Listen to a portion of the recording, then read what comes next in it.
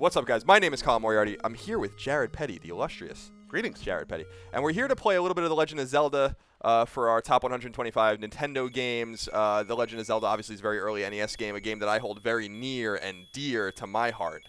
And I'm sure you do too, Jared. This is a game that was very, very important to me as a young man. You know, this game was so influential to me that it's actually one of the reasons I'm in this industry, because I wrote a really big FAQ for it on GameFAQs when I was in high school.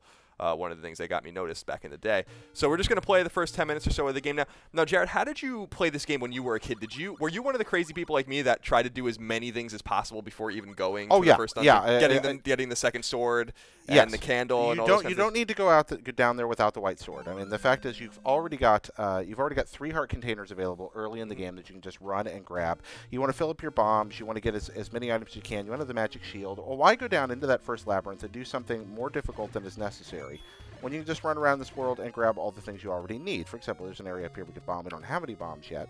So where do you think we should head first, Colin? I mean, what are we going to go do? We're going to find a heart container? Sure, yeah. Let's go get a heart container. And you know, it doesn't hurt to collect a bunch of rupees as you're going to, and basically getting the hang for it now. I mean, just in terms of the game itself, I mean, this is just such an essential game. You know, this game was so hugely influential on me as a kid because it was so much bigger and broader than a lot of the games we were playing. I think that's where you want to start, is that map. It came with a paper map because back in the day, kids, paper maps. And just the sheer size of the world at that point in history was mind-boggling. I mean, there had been computer RPGs with enormous worlds, but none of them allowed you to come down to a micro scale and have direct control of your character the way The Legend of Zelda was. And because of that, this world just appeared immense. In addition to the gigantic overworld, you had 9 separate dungeons. And that was when we didn't even know about the second quest. Once you typed in Zelda or actually beat the game, you found a second iteration of this world that you could play through again at just the sheer scale. But scale isn't everything, and the fact is there's just a wonderfully solid action-adventure here to do in that world. There's so much to do, so much to find. You can go almost anywhere from the beginning. Colin, you mentioned a little bit of obsessive compulsion. I mean, how much of that stuff did you discover on your own? How many times did you play it through that you got to a pattern of how you wanted to go through the game? Oh, I discovered very little of it on my own. I had an older brother that showed me a lot of these things, and you know, by the time I was a little bit older, let's say in middle school, I had basically the game memorized, and you could beat it quickly, and you could try to beat it with nothing, with just 3 heart containers and just the very few things that you actually need, or at least get through with very, very little. There are some things that you actually have to have, of course. Right. You know, I really enjoyed those things. I mean, one of the things that really stood out to me about the game too, when I was a young man, especially after coming off of playing like games like Kid Icarus and Metroid, was the game had a battery in it, and like it saved your game, and you didn't have to have these cumbersome codes where you were afraid if you were typing in the 0 or the O or the capital O or the lowercase O and all those things that old NES fans remember and dreaded. Yeah, and by the way, those batteries, I don't know who produced them, I don't know who made them, but I still find Zelda games that work. I find Nintendo games occasionally where the battery is somehow still functioning and there are still memorized games on them. I wouldn't want to rely on it, but I'm really kind of shocked they worked that well. And I'm probably driving you crazy here because we all know the proper way to get bombs is to go kill blue moblins, and I haven't been doing that. So I need to go find some blue moblins. Well, it's hard to talk and play at the same time, so do forgive us.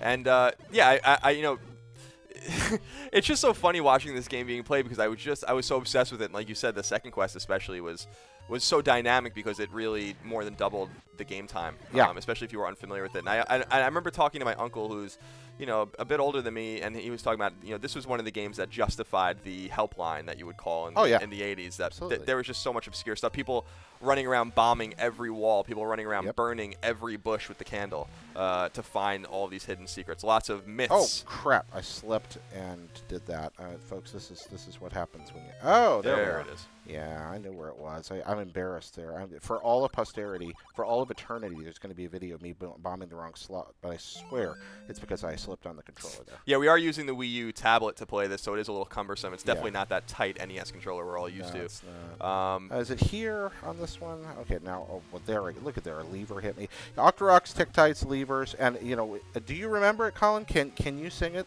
No, I can't sing it. Can you sing it? It's The Legend of Zelda, and it's really rad. Those creatures from Hyrule are pretty bad. Octoroks, Tick-Tights, levers too, but with your help, our hero comes through.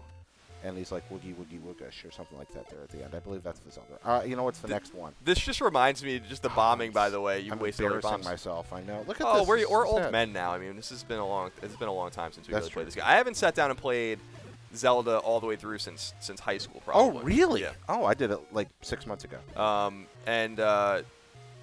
You know, the battery story, by the way, reminds me of when I was in college and I broke out my NES. I had my NES hooked up pretty much the entire time I was at college, and I went to play Final Fantasy, and my battery was broken in the game, so I actually just kept it paused for as long as possible and just kept playing. And No not kidding. a super practical thing. I wasn't even using a top loader, so any sudden movements around the NES would reset it. But we take like memory cards, and obviously now internal memory for granted.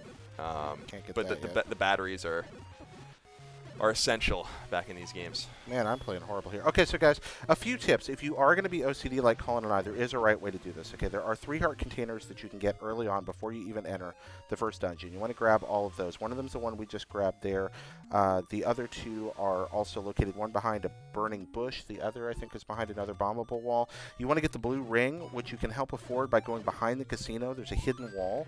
Go through the hidden wall, you get a ton of rupees. You can use those to buy the blue ring, which is hidden beneath a soldier. And the blue ring cuts your damage taken by a 4th, right? Is that correct? Yeah, you actually cuts it by a half, and then the red ring cuts it by a half again, down to a 4th. So right, yeah, you actually take half damage with the blue ring. It's kind of awesome. I'm just kind of power ramming through these moblins instead of being evasive like I should be. So did you do, when you were younger, or maybe even older, did you try to do the minimal quest as well to get as little as possible? Oh, just go through with this fiat? No, I'm far too OCD.